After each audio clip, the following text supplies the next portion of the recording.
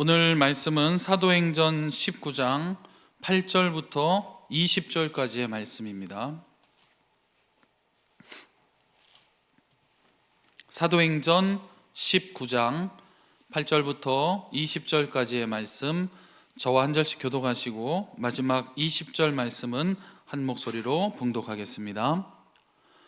바울이 회당에 들어가 석 달 동안 담대히 하나님 나라에 관하여 강론하며 권면하되,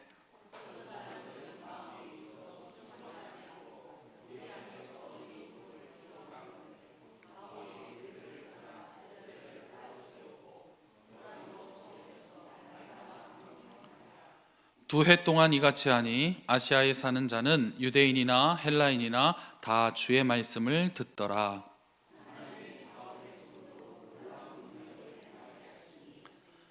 심지어 사람들이 바울의 몸에서 손수건이나 앞치마를 가져다가 병든 사람에게 얹으면 그 병이 떠나고 악귀도 나가더라.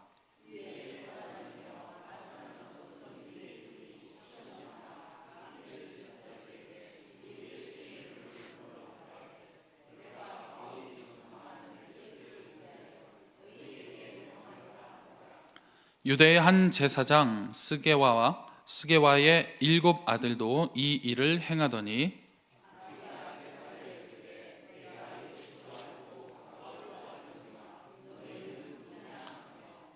악기 들린 사람이 그들에게 뛰어올라 눌러 이기니 그들이 상하여 벗은 몸으로 그 집에서 도망하는지라.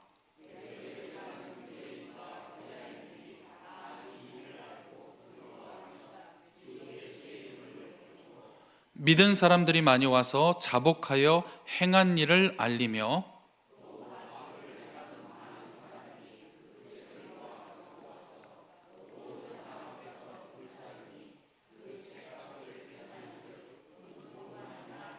함께요. 이와 같이 주의 말씀이 힘이 있어 흥왕하여 세력을 얻으니라. 아멘. 할렐루야. 오늘 믿음의 루틴이라는 제목으로 함께 말씀을 나누려고 합니다. 루틴이라는 것이 무엇인가 하면요, 반드시 내가 얻어야 하는 그 결과를 얻기 위해서 좀 강제적으로, 그래서 필수적으로 만들어낸 반복적인 습관을 이야기합니다. 그래서 오늘 본문을 보면 바울의 2가지의 믿음의 루틴을 찾아볼 수가 있습니다. 첫 번째 말씀 앞에 한번 보시겠습니다. 바울의 첫 번째 루틴은 가장 사랑하는 대상에게, 그래서 가족이나 어떤 민족이나 그 공동체에게 먼저 복음을 전했다라는 사실입니다. 우리 8절 말씀 함께 보겠습니다. 바울이 회당에 들어가 석 달 동안 담대히 하나님 나라에 관하여 강론하며 권면하되. 우리가 잘 알고 있듯이 지난날에 바울은요, 나의 민족, 나의 어떤 유대인들을 사랑하는 가장 우선되고 첫 번째 방법이 바로 그리스도인들을 죽이는 것인 줄 알았습니다. 그런데 예수 그리스도를 만나게 되죠. 그리고 나서는 이제 바뀌었습니다. 그 예수 그리스도를 전하는 것이 자기 민족을 가장 사랑하는 유일한 방법임을 깨닫게 됩니다. 그래서 시작된 선교 여행 1차 때부터, 그래서 구브로 섬을 지나서 오늘 3차 여행 중에 있습니다. 에베소에 이르기까지 바울은 스스로 정한 원칙을 지키면서 이 복음을 전하는데요, 그 방법은 바로 어디를 가든지 유대인들이 모여있는 회당을 먼저 찾아가서, 그래서 먼저는 유대인에게 이 복음을 전하는 것입니다. 누군가의 남 이야기를 우리가 이렇게 전해드릴 때는 뭐 그럴 수 있겠지 하고 좀 쉽게 들릴 수 있는데, 사실 가장 가까운 사람에게 복음을 전하는 것이 사실 제일 어려운 문제입니다. 왜일까요? 지난날의 나의 모습을 너무나 잘 알고 있는 사람이기 때문에, 또 예수를 믿기 전에 나의 모습도 알고 있고, 또 사실 예수를 믿은 이후에도 어느 정도 몇몇 삶의 부분은 아직 변하지 않은 나의 모습이 내가 생각해도, 우리가 스스로 생각해도 그들에게 참 덕이 되지 못하고 있구나 라는 것을 우리가 알고 있기 때문입니다. 가족이란 어떤 것인가요? 서로 간에 너무나 많은 시간적인 역사를 공유하고 있는 대상이기 때문에, 그래서 사실 가장 사랑하지만 가장 가까운 가족이나 또 그런 공동체에게 복음을 전하는 것이 굉장히 어려운 일입니다. 그런데 바울의 이 루틴을 보면요, 이러한 어려움보다 그들에게 먼저 복음을 전하는 것을 우선으로 정하고 여기고, 우리가 잠깐 생각해도 참 어려운 일이구나 하는 것을 바울은 한 번도 잊지 않고 어디를 가나 유대인들이 모여있는 회당에 들어가서 먼저는 유대인에게 예수 그리스도의 복음을 전합니다. 바울에게 있어서 유대인이란, 또 바울에게 있어서 회당이란 어떤 마음의 안식처이자 따뜻한 식탁이 준비되어 있는 집과는 거리가 먼 곳입니다.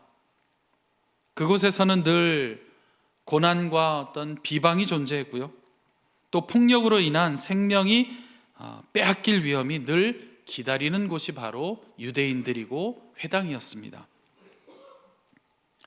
어찌 보면 그런 어려움이 있기 때문에 유대인에 대한 선교는 예루살렘에 있는 그 본부에 맡기고, 바울은 이방인의 사도로 부르심을 입었으니 이방인 선교만 감당해도 무방해 보이지만, 바울은 스스로 세운 이 첫 번째 루틴을 포기한 적이 없었습니다. 훗날 기록된 로마서 9장의 말씀을 보면 바울이 어떤 마음으로 자신의 가족, 자신의 동족 유대인을 사랑했는지 알 수 있습니다. 우리 앞에 화면을 보시겠습니다. 로마서 9장 1절부터 3절 같이 한번 읽어보겠습니다. 내가 그리스도 안에서 참말을 하고 거짓말을 아니하노라.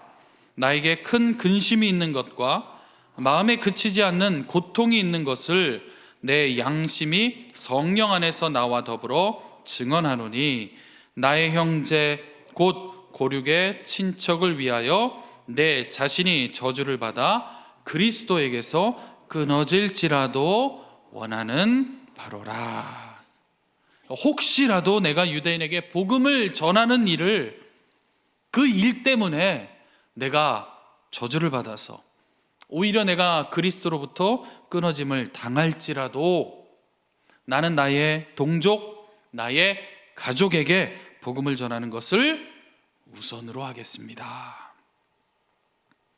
그렇게 하지 못하면 1절과 2절 말씀에 그 자체가 나에게는 큰 근심이 되고 언제나 큰 고통이 되는데, 그냥 말뿐인 이야기가 아니라 내 안에서 함께 교통하시는 성령 하나님이 이것을 증언해 주실 겁니다 하는 것이 바울의 첫 번째 루틴입니다. 두 번째 루틴도 함께 살펴보겠습니다. 두 번째로 바울은 앞에 화면을 보시면 세상의 일에도 성실함으로 하루하루를 쌓아가는 그리스도인이었습니다. 우리 12절 말씀 같이 읽어보겠습니다. 시작. 심지어 사람들이 바울의 몸에서 손수건이나 앞치마를 가져다가 병든 사람에게 얹으면 그 병이 떠나고 악귀도 나가더라. 참 재미난 말씀이 등장을 하게 됩니다.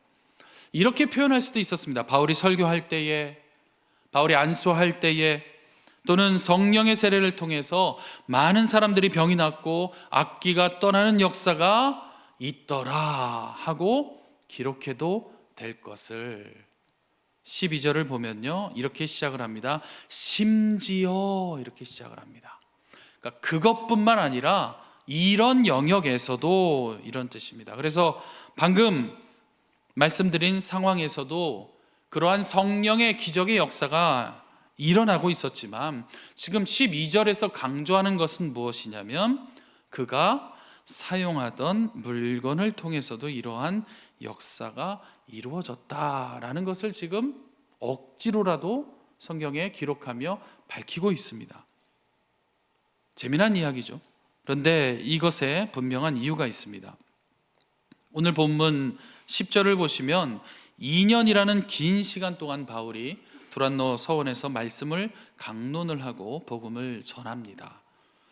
두란노 서원이 어떤 곳이냐면 지금으로 치면 학교와 같은 곳이구나 생각하셔도 편안하실 겁니다. 그래서 주로 지역을 순회하던 그 당시에 어떤 철학자들이나 또 여러 분야의 선생님들이 그 공간을 자주 빌려서 사용하면서 강의했던 공간이 바로 두란노 서원입니다.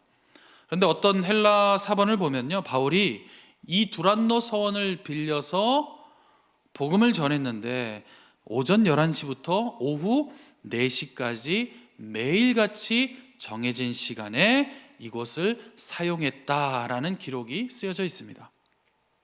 오전 11시부터 오후 4시까지 어떤 시간이냐면 이 지역에서 모두 낮잠 자면서 쉬는 시간입니다. 볕이 뜨거운 동네이기 때문에 모두가 하던 일을 다 멈추고 쉬는 시간, 시에스타라고 합니다. 잠시의 쉼을 갖는 시간입니다. 이 시간에, 남들이 쉬는 시간에 바울이 두란노 서원에서 말씀을 강론합니다. 그러면 정해진 그 시간에 말씀을 강론했다면 그 외의 시간은 어떻게 지냈는가? 그 외의 시간에 이 지역 사람들은 다 같이 일하는 시간이 되겠습니다. 그 시간에도 바울은 함께 그들과 일했다라는 것이 12절의 말씀을 통해서 증명이 됩니다. 12절에 등장하는 손수건은요, 오늘날 우리가 더워서 땀을 닦는 그런 손수건이 아닙니다. 당시에 노동을 하는, 육체적인 일을 하는 사람들이 땀이 계속 흘러내리니까 지금도 그렇게 하시는 분들이 계시죠. 이마에 둘러서 땀이 더 이상 내려오지 않게 하는 수건을 오늘 말씀의 손수건이라고 말합니다. 혹시 도살장에 가보신 분 계실까요? 저는 어렸을 때 금천구 독산동이라는 곳에 살았었습니다. 친구들과 놀다가 길을 잘못 들었는데 제 기억에 초등학교 한 2, 3학년쯤 됐나? 그런데 독산동에는 유명한 도살장이 있습니다. 독산 사거리에. 그곳을 제가 우연히 지나가게 된 겁니다. 얼마나 무서웠던지. 온통 시뻘겋고요. 사람들이 이 목부터 발목까지 오는 그런 앞치마를 이렇게 두루입고 또 한 손에는 칼도 들고 있습니다. 제가 너무 어렸을 때 그 장면을 본 충격이 있었습니다. 오늘 12절에 앞치마다 이런 것이요, 바로 그 장면을 이야기하는 겁니다. 정육점에서도 비슷한 모습을 볼 수가 있습니다. 짐승의 피가 묻지 않도록 긴 앞치마를 두르고 일한 바울이었습니다. 왜냐하면 바울의 직업이 짐승의 가죽을 벗기고 또 피를 내야 되고 조각하고 가공해서 텐트를 만드는 일을 했기 때문에 그랬습니다. 그래서 우리가 같이 읽어본 12절에 숨겨져 있는 듯 하나 분명하게 전하고 있는 말씀이 무엇인가 하면 바울은 자신의 일 또한 복음을 전하는 것과 마찬가지로 성실하게 하루하루를 쌓아가고 있었다라는 사실입니다. 그런데 이 사실이 바울의 두 번째 루틴이 됩니다. 우리 말씀 한번 보시겠습니다. 지난번 함께 말씀 나눴던 부분인데요, 6절 말씀을 보시면 제가 읽겠습니다. 바울이 세례를 베푸는 장면입니다. 그들이 듣고 주 예수의 이름으로 세례를 받으니 바울이 그들에게 안수하매 성령이 그들에게 임하심으로 방언도 하고 예언도 하였다. 그래서 세례를 베푸는 그들에게 능력이, 권능으로 그들이 복음을 전했다. 이렇게 오늘 말씀도 똑같이 기록하면 될 것을 12절에 심지어 그가 세상 가운데 성실함으로 임하는 그 일상을 드러내 밝히는 이유는 복음이 선포되고 부흥이 일어나고 성령께서 역사하시는 것은 먼저 믿은 우리가 예수 그리스도의 그 은혜에 따라서 사는 삶을 통해서 우리 가운데 권능으로 이루어지는 기적이기 때문에 그렇습니다. 신앙은 삶에 있습니다. 믿음은 말에 있지 않습니다. 바울이 자신의 일을 성실하게 수행하지 않은 전도자였다면 오늘의 이 구절은 기록될 수 없었습니다. 반대로 바울의 성실한 삶에 이런 하루가 소개되는 이유는 심지어 하나님의 역사하심은 심지어 그 바울의 삶의 현장에도 묻어나서 그 일을 통해서도 분명하게 복음이 전해진다라는 사실을 우리에게 알리기 위함입니다. 그런데 사실은요, 이런 사랑의 수고와 어떤 애씀의 헌신 없이 우리가 아주 가끔은 때로는 믿음의 결과만을 좀 얻으려 하는 모습이 저와 여러분에게 분명히 존재하고 있습니다. 오늘 말씀에도 그 부분을 언급하시죠. 우리 13절 같이 한번 읽어보겠습니다. 시작. 이에 돌아다니며 마술하는 어떤 유대인들이 시험 삼아 악귀 들린 자들에게 주 예수의 이름을 불러 말하되 내가 바울이 전파하는 예수를 의지하여 너희에게 명하노라 하더라. 이러한 믿음의 루틴 없이 그에 따르는 능력만을 추구하는 모습이 비춰집니다. 그런데 이 말을 하는 사람이 누구냐? 다름 아닌 유대인들입니다. 당시에 에베소 지역은 마술로 꽤나 유명했던 지역이었습니다. 그래서 사람들이 많이 그 마술 때문에 몰리고 결국에는 그 마술을 적어놓는, 그 주술들을 적어놓는 책들까지 판매하기 시작했습니다. 그것을 일명 에베소 문서 이렇게 불렀습니다. 그 내용은 마술과 어떤 주문과 주술에 대한 방법 등을 기록한 책을 만들어서 팔았습니다. 그걸로 먹고 산 겁니다. 그런데 어느 날 더 강한 신적인 존재가 바울을 통해서 소개가 되면서 13절에 나타난 어떤 유대인들이 이를 시험하기 시작을 합니다. 14절을 보면 제사장이라고 표현은 하지만 사실은 돈을 주고 산 직분입니다. 정치적인 직분입니다. 그 제사장의 아들들도 이 일을 따라합니다. 이쯤 되면 당시의 영적인 상태가 어느 정도였는지 우리가 가늠할 수가 있습니다. 이들의 마음은 이런 것이죠. 혹시 바울이 전하는, 혹시 바울이 모시는 그 신의 이름을 빌려서 사용하면, 예수님의 이름이죠, 우리도 더 강력한 어떤 퇴마를 할 수 있지 않을까? 그러면 우리가 더 유명해지지 않을까? 그러면 더 많은 돈을 더 편하게 우리가 벌 수 있지 않을까? 결국 우리도 더 유명한 점쟁이나 퇴마사의 이름에 등극시킬 수 있지 않을까? 결과는요, 15절을 보시면 악귀가 오히려 비웃습니다. 16절도 보시면 얼마나 혼이 났는지 그들의 몸이 상하고 옷이 벗겨진 채로 도망을 갑니다. 하나님께서 너무나 많이 사랑하시는 우리 개성교회 여러분, 우리가 예수님을 믿는다는 것은 삶의 방식을 바꾸는 것을 의미합니다. 바울은 그리스도인들을 죽이는 삶에서 유대인과 이방인을 살리는 그 그리스도를 전하는 삶으로 그의 인생을 완벽하게 바꾼 믿음의 사람입니다. 언제 그 바꾸는 현상이 일어났습니까? 예수님을 만난 이후부터 그의 삶이 바뀌었습니다. 그래서 이 바뀐 삶을 은혜 가운데에 내가 보답하며 반응하며 살기 위해서 스스로 두 가지의 루틴을 세우게 됩니다.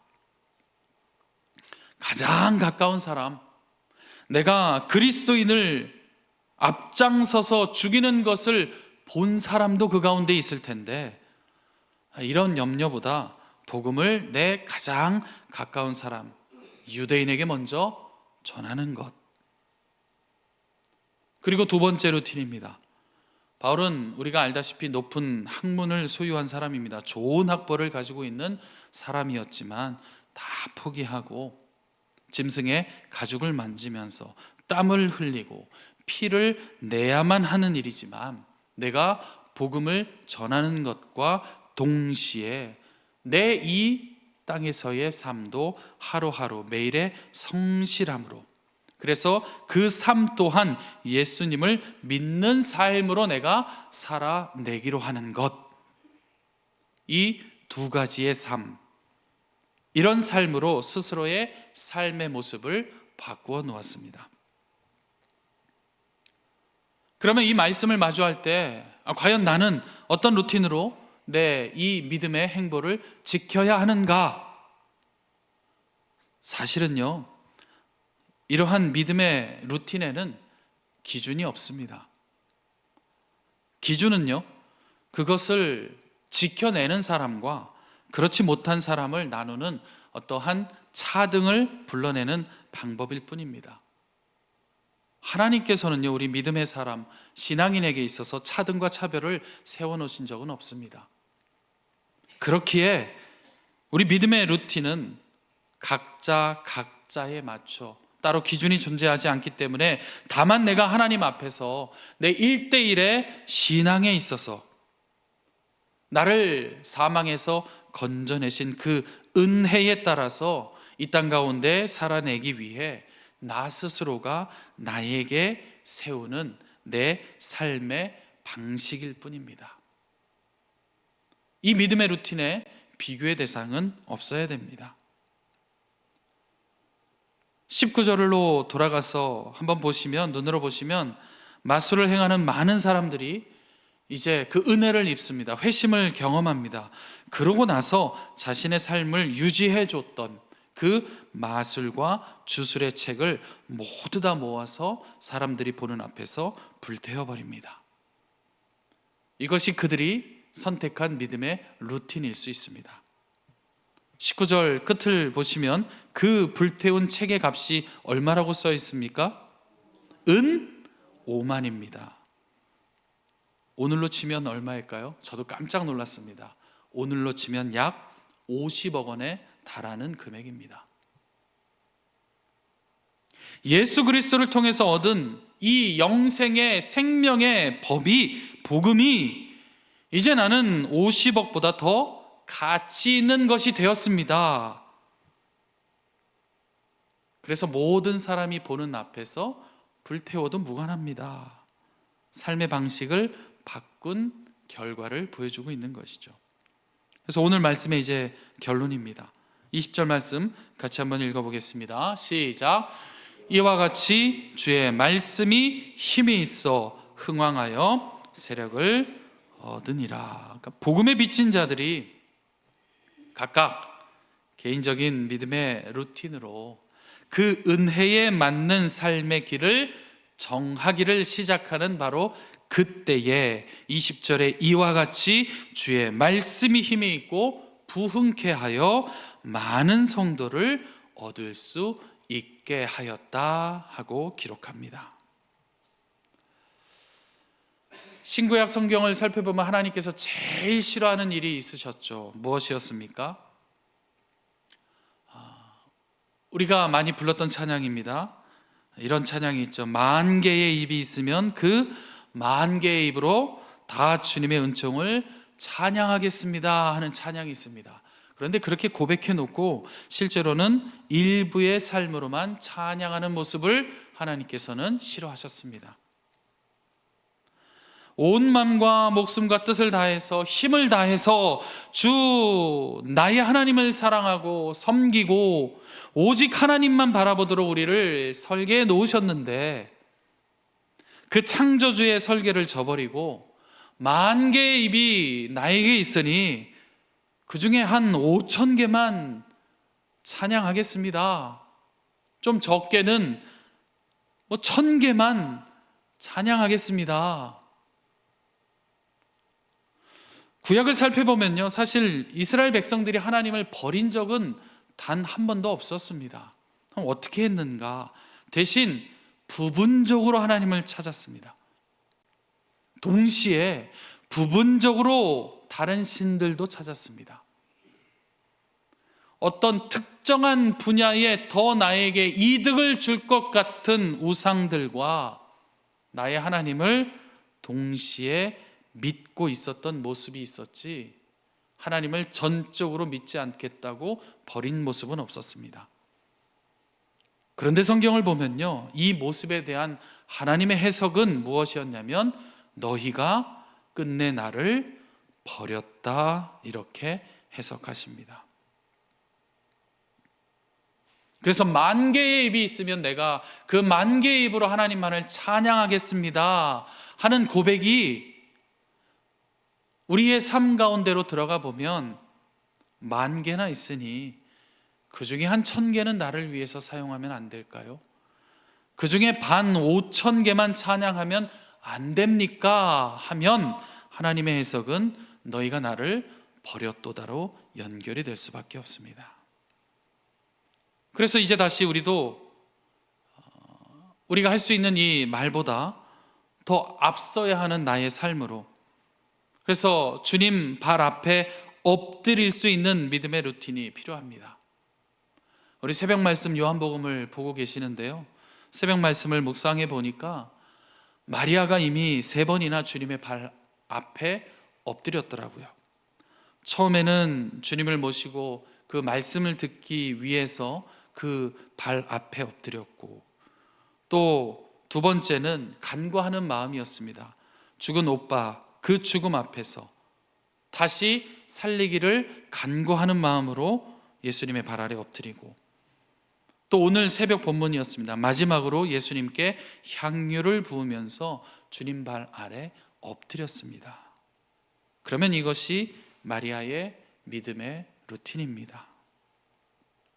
그래서 우리가 더는 옛날처럼 살지 않겠습니다 하면서 그 어떤 50억의 세상적 가치를 포기하는 의지를 보인 19절의 이 사람들, 그들은 앞으로 어떤 루틴을 세우게 될까요? 예상컨대 적어도 그들은 이제 하나님 외에 다른 그 어떠한 것에도 나의 삶에 가치를 두지 않겠습니다 하는 이런 루틴을 세웠을 것입니다. 또 아까 살펴본 16절에 악귀에게 혼쭐이 났던 유대 마술사들은 이제 어떤 믿음의 신앙의 루틴을 세워야 됩니까? 이제 더는 내가 예수의 이름으로 나의 유익을 세우지 않겠습니다 하는 믿음의 루틴이 세워져야 됩니다.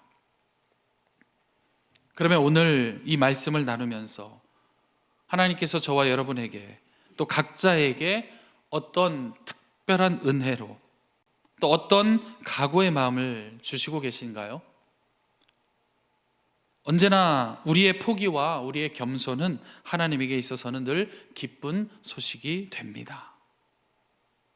말씀을 인용해서 우리가 버린 그 50억, 바울이 세운 그 2가지의 믿음의 루틴, 또 결코 흉내만 가지고 그 믿음의 행보가 없이 복음의 결과만을 얻기 위한 그러한 모습, 그래서 흉내로는 결코 얻을 수 없는 그 복음의 능력이 오늘부터 다시 우리 개성교회에도 말씀에 힘이 있고 부흥케 하는 아름다운 역사가 이어지기를, 그러한 또 다른 출발이 되기를 주님의 이름으로 소망합니다. 기도하겠습니다.